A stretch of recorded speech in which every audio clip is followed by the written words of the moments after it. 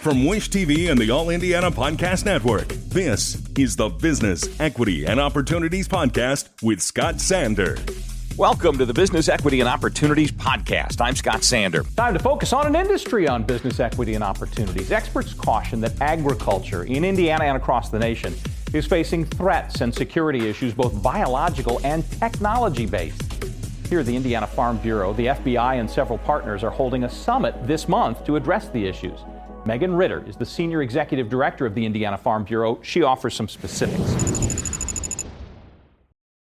Every business is unique and has a target audience. If you own or manage a business, Circulus Digital Media can help you connect and grow your customer base with turnkey digital solutions that are nimble, offering best-in-class results, service, and support to reach a bigger customer base, allowing you to pinpoint a specific audience down to the smallest details.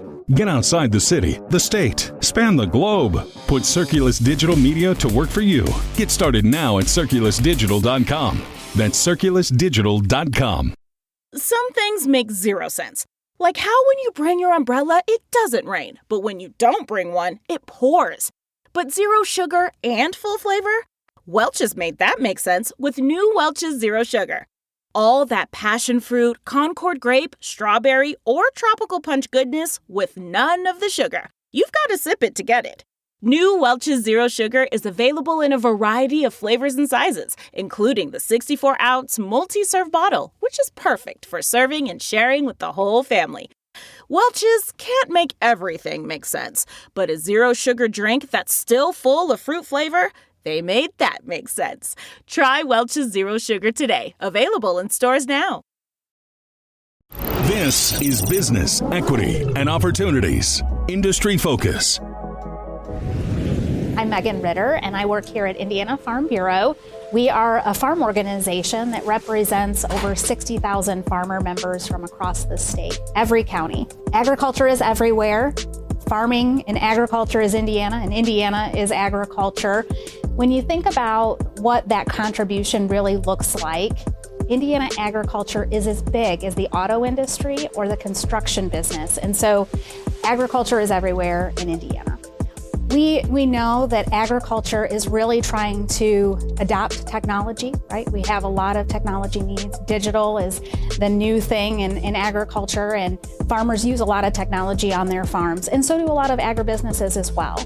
And so when we started having the conversation around food security and what we could do to really elevate the conversation around what kinds of threats could be happening in our rural communities or on our farms, we thought about partnering with some of our industry partners here in the state, including Indiana Farm Bureau Insurance, BEX, and the FBI Indianapolis. And we started thinking about what really can we do to think about what are practical applications on the farm.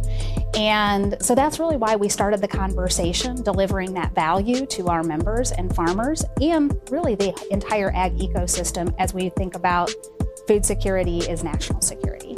So we've got a great lineup of speakers. It's a day-long event in Carmel, and everything from that practical application of what you can do from a physical security standpoint to a cybersecurity standpoint. And then, of course, we have a lot of livestock producers in the state of Indiana, and so we're going to be talking about biosecurity and really focusing in on what are those practical on-farm applications, and then also the relationships. So agriculture is not an industry that is, happening over here on our own. We have a lot of relationships that are really critically important. Law enforcement, our rural communities, our local elected officials, and those who work at the Board of Animal Health. We all partner together to produce a safe food supply. And so it's important that we have all of the partners in the room thinking about food security, national security, and what we can really do to provide a safe, plentiful food supply for all Hoosiers. First and foremost is that component of our farmers coming together and knowing that they are committed to producing the safest, most plentiful food for their neighbors. And so really at the heart of who we are and what we do, our farmers have that conversation on a regular basis around what it is that they need to support their business and making sure that they can do that. And recognizing that there has been, and it's not shocking to you or probably anybody involved in business today, that the elevation of national security and protecting our food supply and probably foreign adversaries has really grown in attention. And so the combination of our organization naturally having those kinds of conversations on a regular basis, and then the uptick in the attention to those conversations, as well as just the connectivity that we have today, right? Even if you're farming in a rural community, you are connected across the globe. We all have to be diligent. We all have to put into place the security protocols, follow two-factor authentication and some of those kinds of things, but then also just being aware of our surroundings, who's in our communities. And there are some really great examples. We've got guest speakers coming from all over the country of places where they have case studies that are public, that you can learn and consider what it is that you can do in your rural community and on your farm to really protect your business, your innovation, right? That's a big thing. So I grew up on a small farm in Michigan, and I always knew that I wanted to have a role that was connected to agriculture in some way. And there's not a better calling than, if I couldn't be involved in production agriculture myself, than really being involved in advocating for agriculture in our rural communities. Our thanks again to all the contributors who joined us for this episode of the Business Equity and Opportunities podcast. We hope you found it enlightening, useful, and inspiring. You'll find more information about the show on our website, BEOshow.com. You can watch Business Equity and Opportunities Sunday mornings at 10 on Wish TV, or live stream it through wishtv.com.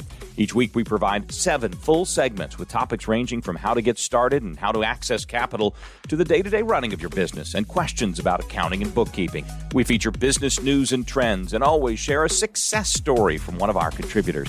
Join us next time for more insights into the world of small business. Be sure to sign up for our Business Equity and Opportunities newsletter to get even more valuable, up-to-date information. And if you have any questions or you'd like to be part of our show, please email us. The address is beo@wishtv.com. We'd love to hear from you. I'm Scott Sander. Thanks for listening.